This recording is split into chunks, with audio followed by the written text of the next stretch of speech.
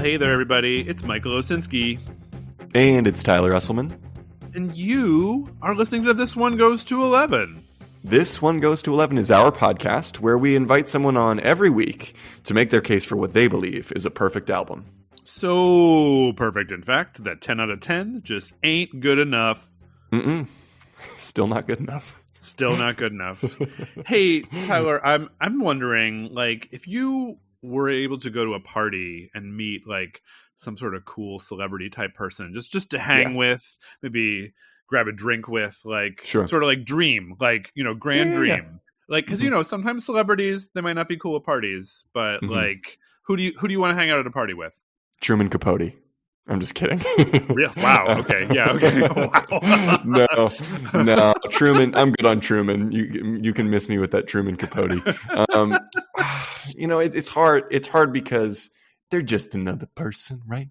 They're just another. They're no different. Just than like you us. They're just like us. So, you know, as we move away from the cult of celebrity, I try to reframe my thinking about it. But all that being said, I still think that if I was at a party, if I could run into one person at a party and hang out with them for 20 minutes, and in that time, make my appeal for why they should come and be a guest on this podcast, it's probably Mr. Dave Grohl, right? Like, I think he would be great energy here, and I think he's probably having a great time at whatever party we're at. If I'm at a party that Dave Grohl's at, I'm probably pretty freaked out, and I probably want somebody to put my mind at ease and make me feel like I'm not, you know, just losing my mind. And I think Dave would be that guy. Okay. What about you? All right. I mean, probably Eddie Vedder, right? Well, no, because, like, you know, I mean, sure. I think you and I have talked about meeting Tom York. I feel like meeting Tom York would be an intimidating experience. I don't have much interest in it, honestly. I mean, I'd meet him. Like, you know, I wouldn't, you know, if he were there, I wouldn't be like, I'm not going to say anything to you. But like, I don't know, Eddie Vedder just seems like he'd be a good hang. I think he'd have some interesting things to say about music and the world. Yeah, he's probably my guy for to hang out with at a party. And I bet, I've seen him in concert, so I know he likes his red wine. So I feel like we could certainly. Yeah, I mean, I don't think we won't down a bottle together, but he could do one himself. He's got that two bottles the very last time I saw Pearl Jam. 2 bottles of red wine.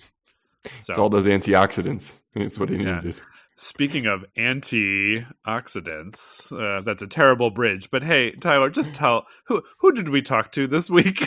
we have a great episode coming up for you guys, and it is with our new friend Charlie Peppers. Charlie Peppers is an African American LGBTQ+ writer who was born and raised in Brooklyn, New York. Charlie's love for writing began at the early age of 8 when he would accompany his mother, who was a PA, to various sets. Rather than playing with toys or video games, Charlie lost himself in reading scripts. Charlie then began journaling, which quickly evolved into writing short stories, plays, and graphic novels. In addition to writing, Charlie was a dedicated community organizer in East Hollywood.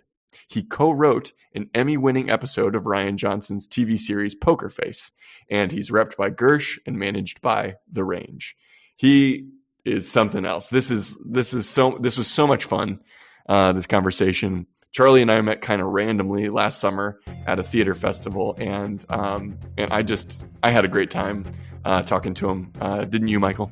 This was a lot of fun. This was about talking about an album that I actually hadn't listened to, even though I think I was pretty familiar with the artist. And it was just a joyful conversation. Pure joy, unadulterated, pure joy. Just joyful. You're gonna love it, people. So should we let him give it a listen? I think we should. Let's let him give it a listen.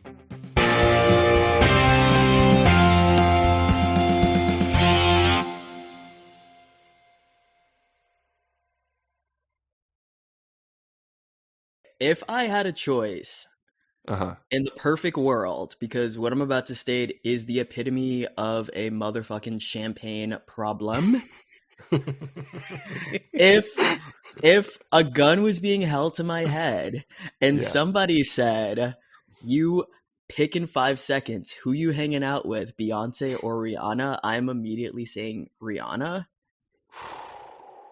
As much as I love Beyonce, I feel that for somebody like Beyonce, it seems like it takes 7 or 10 different hangs for her to really open up to you. That is so, yes. I think you're right. I feel like Beyonce would be loyal as fuck once she trusts you. But Rihanna, I feel like her energy is a little bit more blunt. She's like, oh, I don't like that. I don't do that. Beyonce will probably just give you a look and stare at you until you correct yourself. Then she'd go back to what she's doing. Whereas Rihanna's like, I don't like that shit. Work. You know, like I think it's sort of it's Beyonce's like the emperor, right? Or the empress, and then Rihanna's like the firebrand senator in the forum. You know, that's like on the ground with the people and like out there causing mayhem. I could see that. I could see this contrast working very nicely. Both formidable women, you know, both very, very strong, but in different ways. I think even when we dig into talking about Rihanna's music, I think that there's something a little bit more immediately accessible about Rihanna in a way that it isn't with Beyonce. And I say that with me, not gonna lie, being a bigger Beyonce fan, but fucking with Rihanna in a way that's unique that I would never fuck with Beyonce. Like, I want to put on Rihanna's music when I'm getting ready and I'm pre-gaming and I'm trying to get myself worked up. I want to put on Beyonce's music when I'm working out, when I'm trying to focus, when I want to feel motivated, when I want to feel sexy and powerful. I think they're so good. They are both the red pill and the Matrix, but you know, like for very different reasons. Okay, so everybody, welcome back to This One Goes to 11. That was the best cold open I think we've ever had. Charlie Peppers is on the pod today. Charlie, how you doing? I am doing fan-fucking-tastic. How you both doing? Great. After that was a soliloquy. My God, you get a million points on the board already for a soliloquy worthy of these powerful women. We're super excited to have you, and so if people have watched or listened to the pod before, someday they might watch us. Who knows? If you've listened to the pod before, then you know that we brought you here to make your case for what you believe is a perfect album. So tell us, Charlie, what album hath thou brought before the tribunal today? Before the tribunal, I have brought Rihanna's latest, even though it's been a very long time, album, Anti, and I believe that it is her magnum opus. I'm ready to die on that hill, and honestly, Rihanna's ready to die on that hill because she said, "How am I going to top Anti?" I mean, we're still waiting. We're still waiting for a new album. We are, and she's got that power. Hashtag we're the album sis. That is it works in so many different contexts. It does. You know? It does. Like fun fact. With Rihanna, whenever people ask her about the album on her social media, she's like, "I just pushed it back 4 months." 3 years, a decade. It's so funny because it's like she's the opposite of George R.R. Martin because she basically like she's got it ready. She's got it ready and she's just deciding what to do with it. Whereas George has literally no idea how to write these next 2 books in his series. I'll tell you what, that's my take, is he has no idea. George, I don't think that he does. I think that he's just kind of like, he's got too much going on. He's not going to write any more books. He's got like the series. He's making enough money. He's fine. He's fine. But also, honest question, and I want both of you, because I am also a Game of Thrones fan. Great. Do we want more books after the series finale of the show has been so branded into our minds intellectually? I kind of think, because I don't know what that experience even feels like. You know, like that's an experience I've never had before with a piece of media, with a story that I really do enjoy Game of Thrones. You know, it's not perfect, but it is good. Unless he's going to make dramatic changes to what we saw. Which I hope he does. Would be weird, right? Wouldn't that be weird if the books ended differently than the show did? Like, wouldn't that be, would we be disappointed or would we be excited about it? Yeah. Yes, or I think it could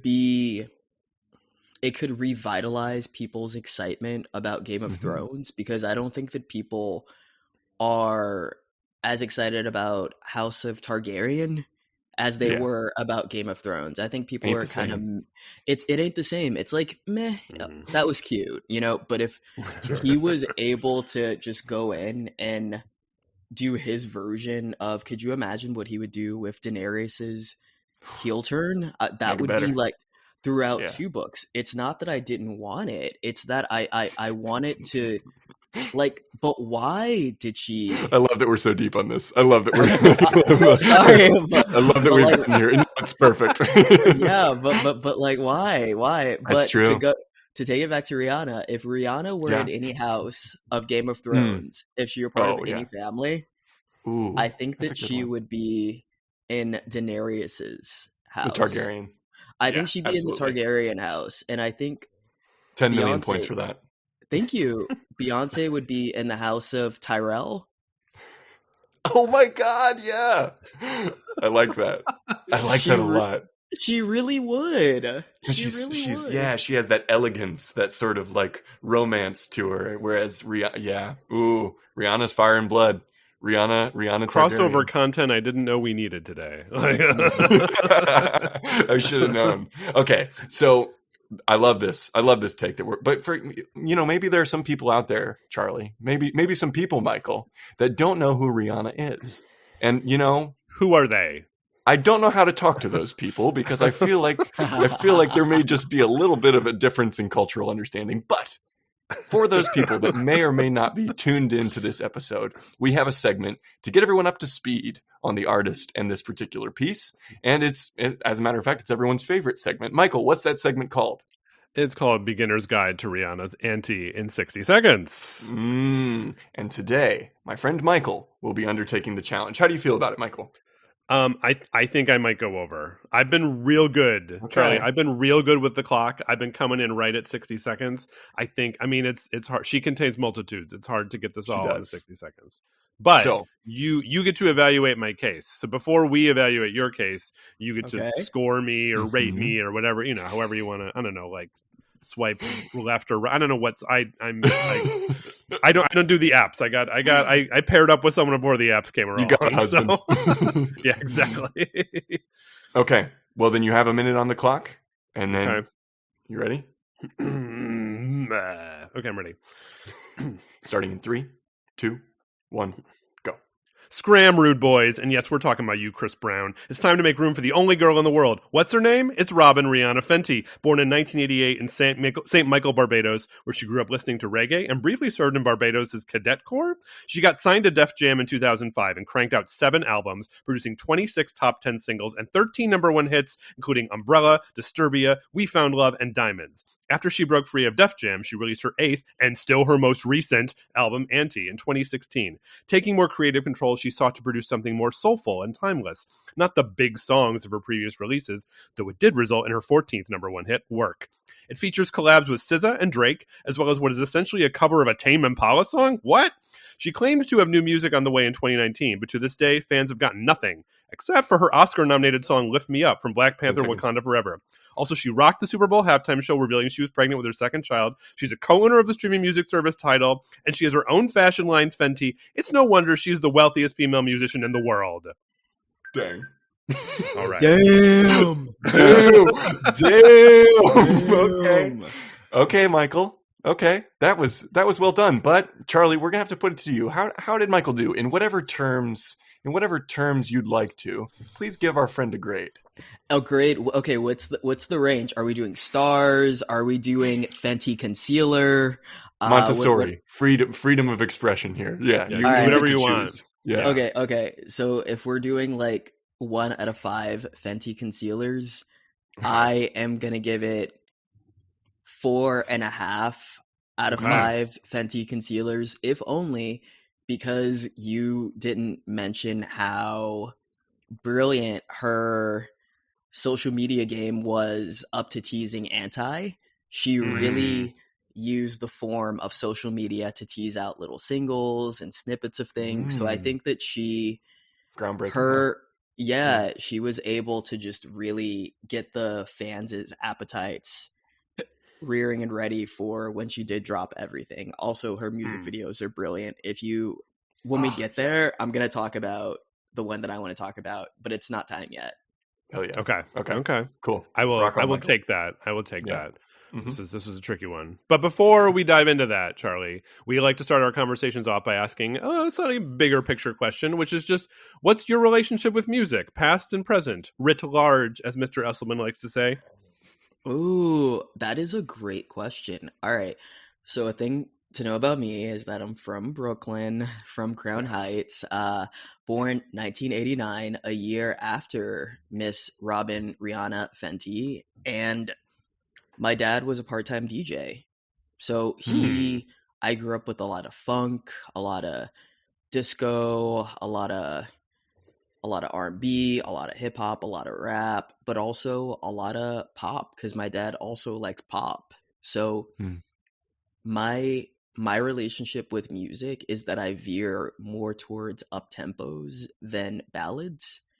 Music was always a source. Like, dad never listened to a record that was like a slow love song or a slow burn of a record and just contemplated drinking whiskey or something. Dad was with his headphones on, like I have right now, just mixing different stems of music together to really showcase what a pounding bass line can do. So in music, I look for a pounding bass line.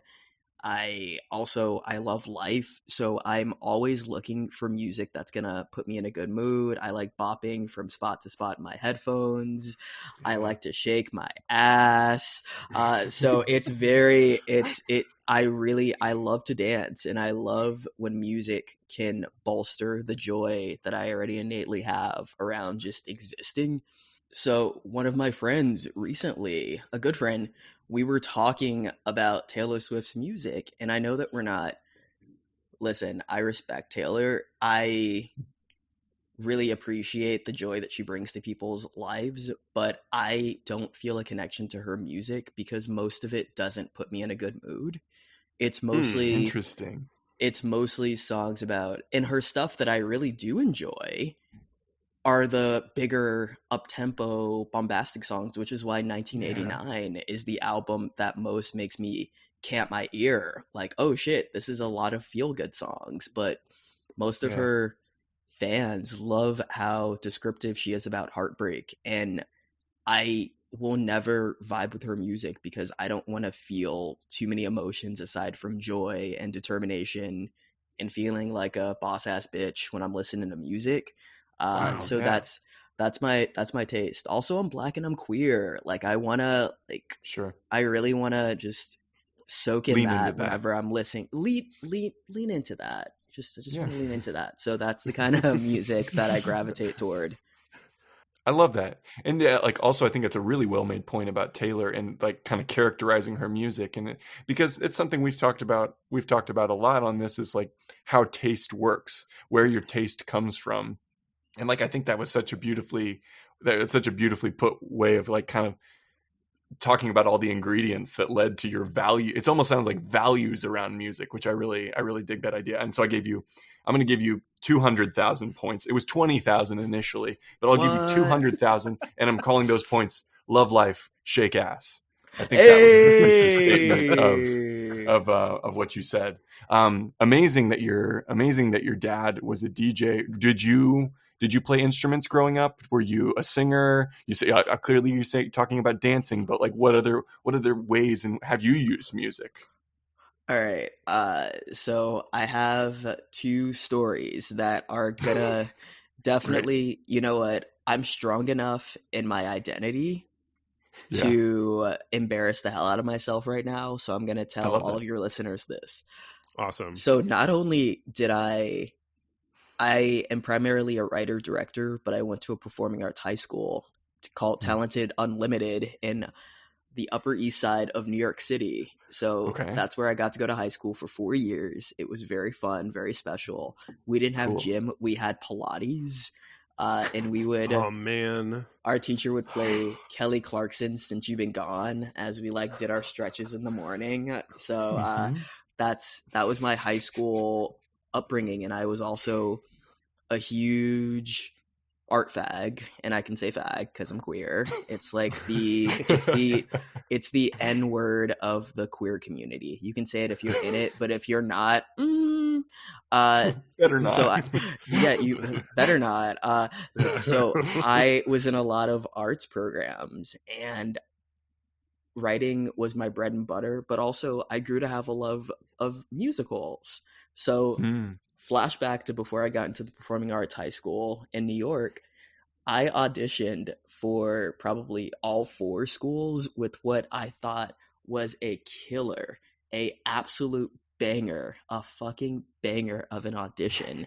I knew all the choreo, like I had my mom watch me, and I don't think she was paying attention because what I auditioned with was garbage. So I thought that I was killing it, like for my vocal performance. I did not a solo, but a group number by myself from the Buffy the Vampire Slayer musical. And I did all of the voices and all of the choreo. And the woman who was watching my audition, she laughed in my face. She literally was like, I know in her head, she was like, what the fuck is happening right now? It was, oh my God. What did I do in that audition room? The most. That's what I did the most. And I did not get in. So I'm definitely not a singer and not a musical person. But then, yes and or to what I just said, when I was in my performing arts high school, I got bitten by the musical bug again. So in our history class, we had to take something that happens like in the Civil War to celebrate the Emancipation Proclamation, which of course Lincoln called for the end of slavery, but it wasn't until I believe the mid to late 1800s that the Emancipation Proclamation happened and ended American slavery. But we had to find a way to modernize that and to make it applicable to all of the people who were going to watch our little musical review that we put in. Wow. So they said, Charlie, can you do a solo? So I thought, let me see what I can whip up. So I go back to the cut to me going back to the lab. I go back to the lab and I hear a song on the radio and I'm like, that's the one. I'm going to use that song to talk about the end of the Emancipation Proclamation. So it's my turn and my back is turned to the audience. And I like gesture to my friend, and on a boombox, he plays Britney Spears's I'm a Slave for You. Oh, no.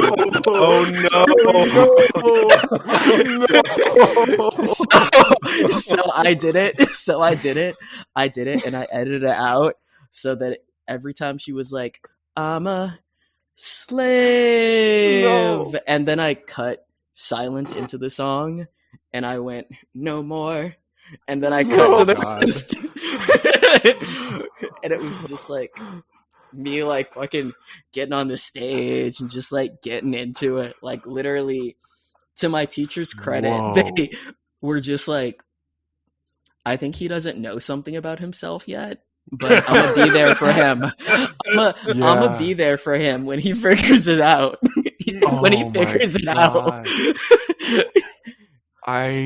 I'm dumbfounded right now. I'm dumbfounded. That is like core memory there. Yeah, that's great. I guess I got to give you like 9 million points. I have to. Oh God. I have to give you like 9 million points for the Britney Spears Emancipation Proclamation. Oh my God. And the words of our friend DJ Khaled, another one. I'm honored truly that you recognize this as a safe enough space in which to tell that story. I know. I have so many friends who hate DJ Khaled. Most of them, my fabulous female friends, who say that they hate DJ Khaled because he doesn't eat pussy. And he said, and I quote, he doesn't eat pussy. And about that, he said, because kings don't eat pussy. That is why so many of my friends hate DJ Khaled. He needs to get a grip. He needs to get a grip. No, it's 2024, dude. We that doesn't get you can't get by with that anymore. Come on, you can't get by with saying that shit. We're better than that. We're better than that. And what would Rihanna think? Because I think that that's a good question. What would she think? What would Riri think? I think Riri would be like, United King, you a bitch ass boy. I think that's clearly what Rihanna would say. Like, even as a gold star homosexual, I still find the female form glorious and beautiful in its multitudes. Yeah. You know, most people like to ask me how I like my women, and I say I like them like I like my macchiatos. I don't drink macchiatos.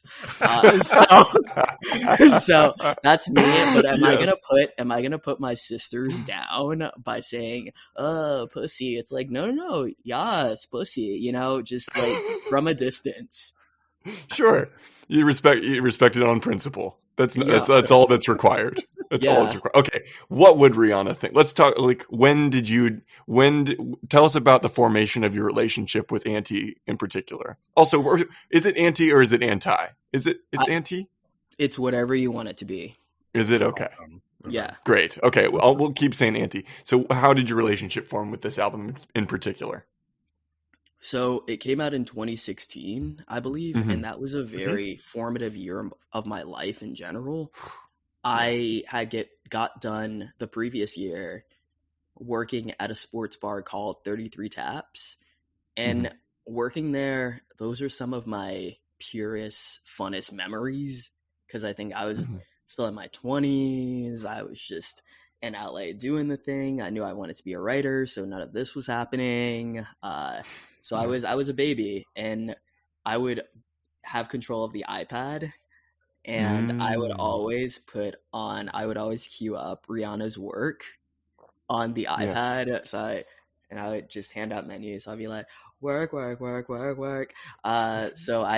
that song, it's just this point of joy. It's a core memory. I love the song Work, even though I didn't know what the lyrics were maybe a year in.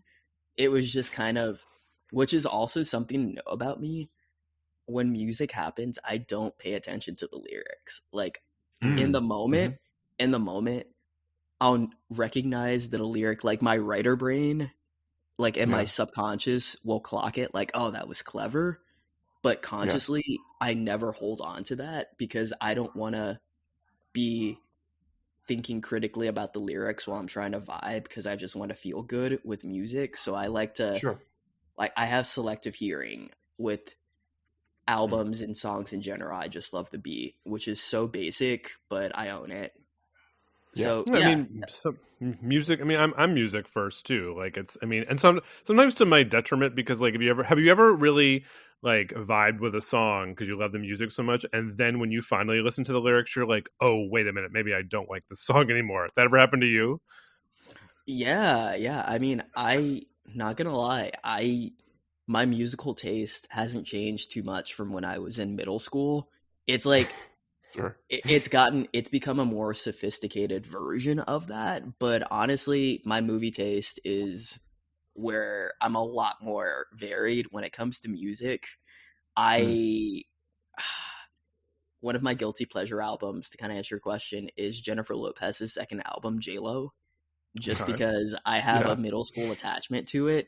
And when I like really look at the lyrics, I think that makes me like the album a lot less. I just love the beat, and like it just, you can hear like I think she has one song called Baby We Gotta Talk, and it's just like, sounds familiar. Every other lyric is like, baby, talk to me, put your head on me, put your eyes on me. And I'm just like so into it, because I remember 12-year-old me just on the bus like, you tell him, J-Lo, you tell him. But like now as an adult, specifically as a writer, because I look at words all day, I think that's why I like to just like maybe not engage with that too much. I'm giving you 60,000 points for little kid Charlie just bopping to J-Lo on the school bus. It's fantastic. It's a fantastic image. I love everything about it. You talk about like your taste maybe getting a little more sophisticated. I kind of feel like, because this was the first time that I had listened to this album in preparation for this, like at least all the way through. Like obviously, you know, everyone knows the song "Work," but like to me, this album kind of sounded like a more sophisticated version of Rihanna. Like everything up until this point was, she had like great hits. I mean, come on, like fantastic singles, but like this album, it just sounds more mature and like more settled, and like she's more, I don't know, like she's got a really strong sense of who she is. Do you agree? Yeah, this is definitely a more sophisticated version of her artistry and her music that we've seen so far. I really, really appreciate that.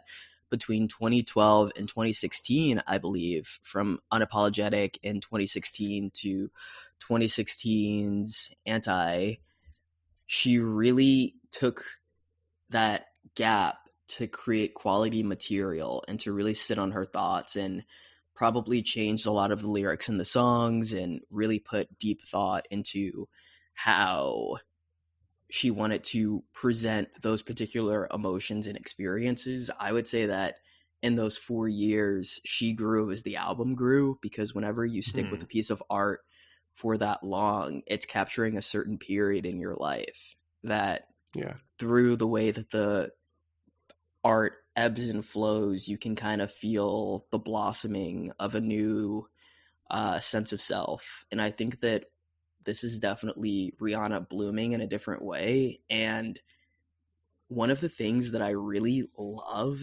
about this album is that it is the closest that I've come to hearing something and thinking, oh, the way that this sounds is the way that Sex feels. You know, it feels very...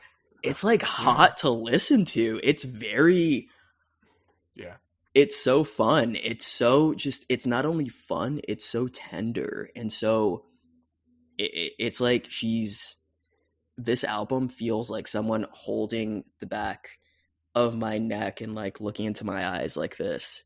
It feels very, it feels very deep and fun and interesting and like hot that way. Especially the song that I picked as my top pick, but it really, it's nice. Well, that you could not have given us a better segue, Charlie. 3 million points, by the way, before we get to the next part, but 3 million points for that. This album gets really close to what Sex feels like. Anyway, continue, Michael. It's time for our listeners to get to hear a little bit of Rihanna, you know, in case they've never heard her before, which, like, where are you? But in any case, what have you chosen as your standout track off this album? Oh man, probably one of the hottest songs of all time, "Kiss It Better." Don't say too much. Don't say too much. We're gonna listen, and then after we listen to it, we're gonna come back and you're gonna tell us all about why it's so great. Dear listeners, if you're listening to us on Spotify or on our YouTube playlist, then you're gonna hear the whole song. But if you're listening to us on Apple Podcasts, you're just gonna hear a little baby snippet of it. But either way, we'll reconnect after we listen.